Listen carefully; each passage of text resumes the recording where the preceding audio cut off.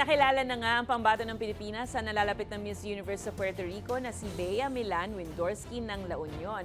Pero pabirong umeksena ang ilang MUPH candidates habang si Bea ay nasa rurok ng tagumpay. Panoorin ang nakaka-GV na video. Okay. Wait a minute. Bruh.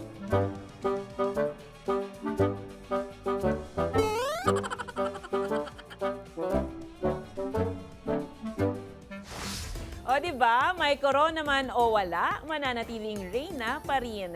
Kung kayo ay may kwentong kakaiba, mga kwento ng pag-ibig o storya ng inspirasyon at pag-asa, maaari itong ibahagi. Sumali sa ating Facebook group na Balitang A to Z, panoorin ang replay ng ating programa at sundan ang ating social media pages. Hanapin ang Balitang A to Z. Ang ating pabaong quote of the night ngayong Martes ay mula sa dating presidente ng US na si Thomas Jefferson.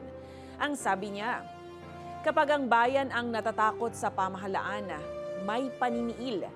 Pero kapag ang pamahalaan ang natatakot sa bayan, may kalayaan.